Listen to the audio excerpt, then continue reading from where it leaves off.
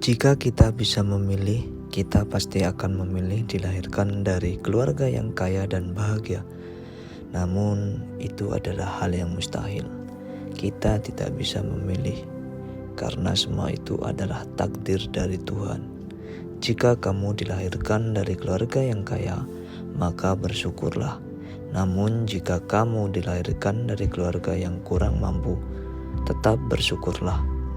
Intinya, bersyukur, karena Tuhan telah merencanakan sesuatu yang indah di balik itu semua. Seperti yang telah dialami oleh sahabat saya, Adi Darmawan. Dia dilahirkan dari keluarga yang kurang mampu. Bahkan sejak umur 7 bulan, dia sudah ditinggal ibundanya untuk selama-lamanya. Dari kecil, dia telah diasuh oleh Pak D-nya. Karena sang ayah memutuskan untuk menikah lagi beberapa tahun setelah sang ibu wafat. Ditinggal oleh kedua orang tuanya membuat Adi kecil sadar bahwa dia harus bekerja keras. Ketika menginjak SMA, dia korbankan waktu libur untuk menambah uang jajan, yaitu dengan bekerja serabutan. Hingga akhirnya setelah lulus SMA, dia melihat baliho yang bertuliskan kerja ke Korea dengan iming-iming gaji di atas 15 jutaan. Bagaimanakah kisah lengkapnya? Mari kita simak video ini sampai habis.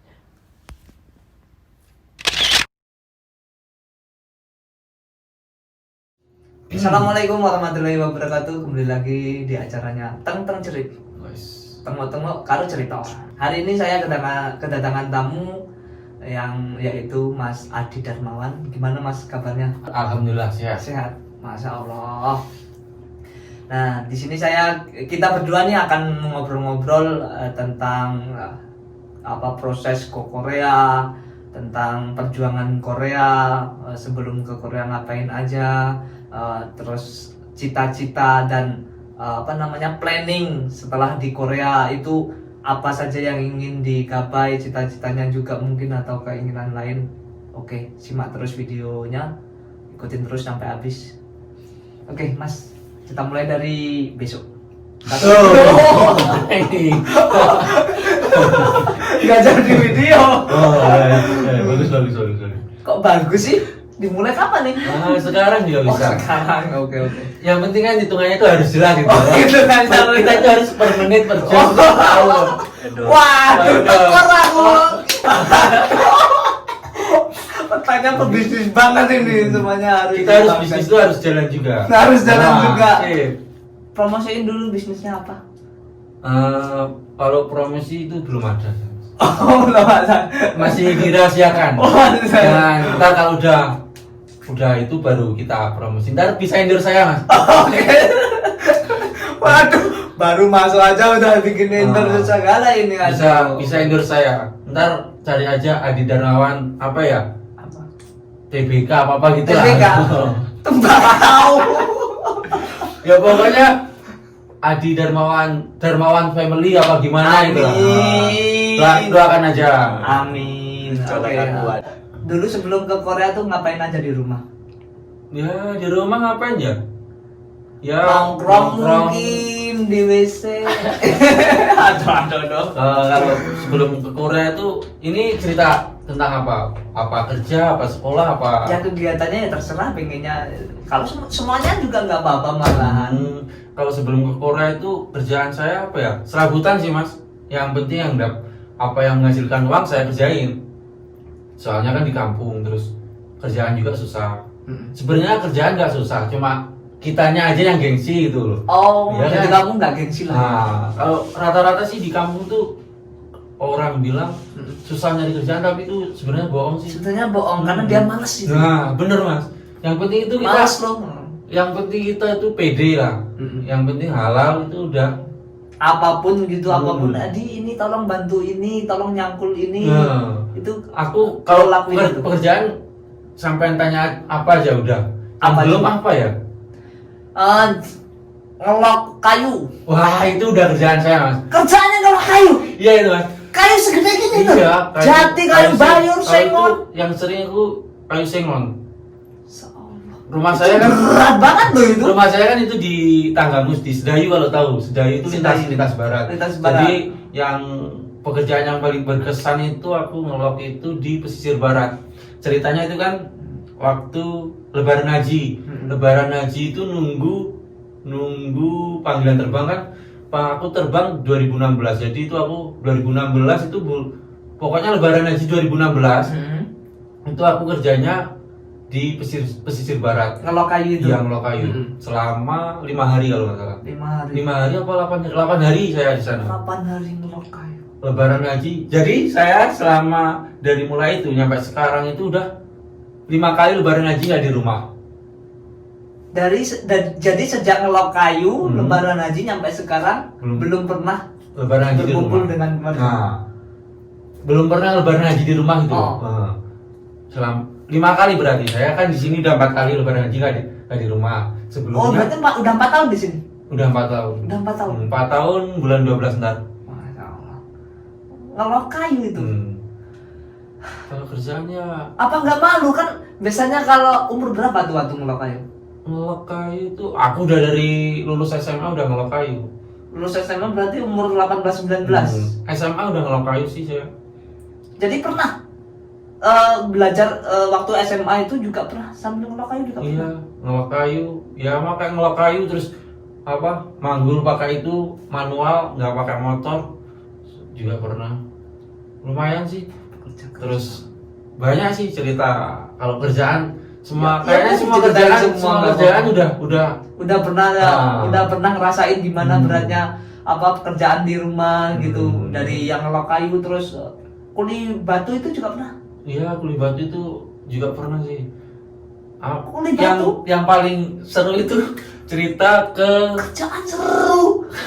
Waikanan Mas, pernah. Kenapa ya? Ke Waikanan itu ceritanya kan itu aku lulus SMA kan. Waikanan itu ke sana naiknya naik truk. Jadi yang lucu tuh naik truk. Berangkat itu setengah 6, nyampe Setengah 6 pagi. sore kan. Kalau di kota takut ketangkep polisi kan. Naik truk di atas tuh, di atas bronjong itu kan dikasih bronjong terus kita di atasnya. Jadi ke sana tuh naik truk nyampe Waikanan di lokasinya itu jam setengah 1 siang. Jadi setengah 6 nyampe setengah 1.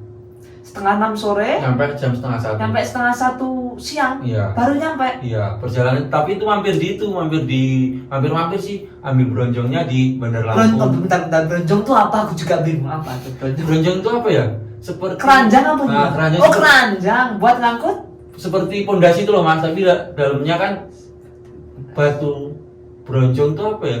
Kalau tempat saya sih Oh, buat ini ngangkat kayu. Bukan, Apa? tanggul loh. Di sungai kan biasanya ada dikasih biar nggak kena banjir dikasih tanggul, tapi itu Oh, tanggul. dalam bentuk batu. Oh. Bronjong itu apa kawat dirakit terus dalamnya dikasih batu itu. Buat apa itu? Buat menahan banjir. Emang kerja apa kok nyampe ke sana ke Waikanan? Ya itu kerja apa ya, proyek lah, termasuknya dibilang proyek gitu. Terus yang cerita paling sedih itu kan waktu pulangnya kan. Kerja sana kan telat barangnya. Terus kita itu berapa orang ya? 9 orang dari Waikanan itu pulang ke rumah. Jadi ke rumah itu kan aku ke tempat bibiku pokoknya ke mana ya? Ke pul bisnya itu. Itu perjalanan sekitar 2 jam. Jadi saya itu ke Kota Bumi kalau nggak salah. Dari situ tuh dari Waikanan naik mobil sayuran. Kita kan bersembilan. Itu nebeng. Iya, nebeng nyampe. Nebeng orang nggak kenal. Ya kenal, Oh, tapi kenal, kan tapi kan masih apa? Temennya Bibi lah. Oh, temennya Terus Bibi. nah itu kan kelaparan kita kan. Oh. Jadi lapar. Di situ tuh ada ubi jalar. Ubi jalar tuh gede segini lah. Gede banget. Muntul lah. Nah, muntul lah. Nah, jadi tuh orang 9 tuh kelaparan saking laparnya. Itu dimakan? Dimakan mentah-mentah Mas. Terus yang lucu tuh ya, kan mau naik seumpamanya naik bis, mungkin kita jadi ketahuan orang. Soalnya yang di bawah itu bawa karung itu, celana ada yang pakai celana pendek. Jadi untung aja itu di Kota Bumi itu ketemu sama travelnya itu termasuk murah banget Mas. Dari Kota Bumi nyampe sedayu di tempatku tuh cuma 90.000 satu orangnya. Per orang. Oh, padahal itu sekitar 100 Kalau lebih. biasanya berapa? Biasanya 150-an. Ya sekitar lebih lah, soalnya kan tempatnya apa ya, rawan lah di sana. Terus Berapa jam perjalanan berarti itu? perjalanannya malam, lupa aku mas, sekitar berapa jam ya? Pokoknya setengah harian lah. Setengah hari. Jauh. Jadi seumpamanya naik bis, mungkin nggak bisa dibayangin sih. Ada yang pakai celana pendek, terus ada yang pakai sepatu blok gitu, yang sepatu bot itu yang. Itu pulang dari mana itu? Ya dari itu kerja proyek. Kerja proyek itu. Kok nggak apa ganti dulu pakaiannya, emang nggak bawa bekal pakaian? Ya kan kita ke situ apa ya, kerja. Jadi kan yang dibawa seperlunya waktu kerja itu aja. Jadi kan berangkatnya naik truk tuh. Pikirnya kan pulang diantar juga, ternyata enggak, karena barangnya telat. Kita kan kalau lama-lama di situ dapat duitnya habis buat makan. Jadi kan kita pulang. Nah, itu. Jadi ya itu. Ini semuanya masih lulus sekolah semua apa? Kalau Dan sudah yang punya istri? udah rata-rata udah punya istri. Jadi yang belum punya istri bisa dihitung sih. Kalau waktu itu yang paling muda itu saya, karena Paling lulus muda, SMA. lulus SMA. Yang lainnya udah langsung ke kerja di proyek, nggak kepikiran kok aku kuliah dulu gimana itu? sebenarnya sih pengen dia mas, tapi kan keadaan keluarga juga, orang tua, jadi kan ya Orang tua kenapa? ya kan kita apa ya, pengen kuliah tapi orang tua belum mendukung. Oh, belum mendukung. Finansial juga. Finansial. Ya kata orang kalau di kampung sawang sinawang. Kelihatannya orangnya punya, tapi kan sebenarnya enggak. Soalnya kan kalau di kampung, kalau supamanya nggak punya duit 10.000 ya nggak punya beneran. Kadang nggak punya, pengen beli apa itu kalau nggak, udah namanya nggak punya kan nggak punya beneran ya kan. Jadi itu. Kalau ngelok kayu itu sehari berapa upahnya itu? Kalau upah ngelok kayu itu ya tergantung kita sih, kemampuan kita. Kalau ada yang kadang sehari dapat 70.000, ada Sehari 70.000. 50.000. Resikonya besar loh itu. Ya. Kalau tertimpa kayu terus nggak ada asuransi loh itu. Gimana tuh? Kok cuma 70.000? Ya tergantung tenaga kita. Kalau kita giat sehari ya 70.000, 50.000. Aku sehari pernah dapat 400.000 juga, tapi kan jarang, paling cuma. Sehari 400. Tapi kan itu cuma. Punya teman-temannya loh, ambil paling. Tapi kan itu cuma paling borongan loh mas. Semuanya berapa kubik, terus diborong kita berani berapa. Kalau kita kerjanya giat kan berani borongan. Bisa dapat banyak berapa kubik gitu. Ah. Jadi di komunitas ini nanti dapat 400. Kalau tapi kan borongan itu kan paling cuma sehari 2 hari udah selesai. Kalau banyak itu kali, kalau dapat 400 itu paling cuma berapa kali, habis itu 100 ya. Kalau namanya rezeki kan mas ya, kadang dapat banyak, kadang dapat dikit, kan harus disyukuri juga sih. Oke, buat anak-anak muda yang males, bukannya lapangan pekerjaan itu nggak ada, karena orang memang individunya, orangnya termasuk yang malas. Cuma gengsi aja sih. Gengsi aja. Kalau kerjaan sih banyak, kalau di rumah katanya kan di rumah nggak ada kerjaan susah. Sebenarnya gengsi sih banyak pekerjaan mas. Kalau di kampung tuh gengsi. Kalau kerjaan yang paling apa ya, paling terkenang terngiang di itu, di pikiran itu waktu di Bengkulu mas. Pernah ke Bengkulu? Berapa hari? Apa berapa bulan? Aku di sana sih rumah nenek aku. Oh, rumah nenek. Dari keluarga ibu aku kan di sana semua. Jadi itu kerjanya kerja di yang punya SPBU sama SPBU sama yang punya pupuk. Jadi itu gajinya itu 50.000 satu hari. Tapi dibayarnya kan separuh, yang 15.000 langsung, yang 15.000 kalau udah 1 bulan. Nah, jadi yang 25. Yang 25.000 langsung yang 25.000 nanti kalau udah 1 bulan. 1 bulan. Nah, aku tuh kerja 20 hari udah keluar. Jadi kan nggak dapat, cuma dapat 25.000. Keluarnya itu gara-gara apa ya? Atapnya sama saya itu pendek sekali. Jadi terus atapnya itu seng loh, jadi kan panas. Kalau pakai kipas angin rasanya mau muntah, nggak pakai kipas angin rasanya panas. Jadi kan udah nggak enak mas. Tempat tinggal nggak memadai. Terus itu perjalanan dari rumah itu tempat tinggal aku itu setelah 1 jam. Jadi kan nggak ketemu. Kerja apaan? Cuma enak sih, cuma ngetik-ngetik aja. Tapi ya itu nggak sesuai sih. 1 jam dari tempatnya nenek. Ya lu 45 menit lah.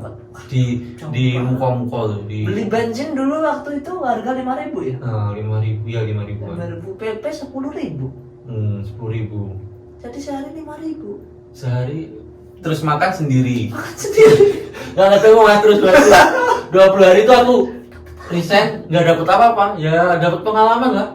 Iya, ini aslinya jawabannya sekarang bisa cerita gitu loh. Pengalaman, ya lumayan pengalaman. Apa nggak gengsi seusianya kamu kan enak-enaknya untuk kenal cewek, jalan ke sana ke sini, poya-poya mungkin, pokoknya intinya cuma warawiri, tidur terus apa nggak gengsi, apa nggak malu gitu? Ya sebenarnya ya malu, kalau dibilang malu ya siapa yang nggak malu coba.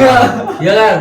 Ya malu, tapi kan kita mau pengen seperti teman kan, jalan-jalan, bonceng cewek, terus kemana-mana ya kan? Iya. Terus ya kita mau motor, ya motor dulu aku dibeliin sih.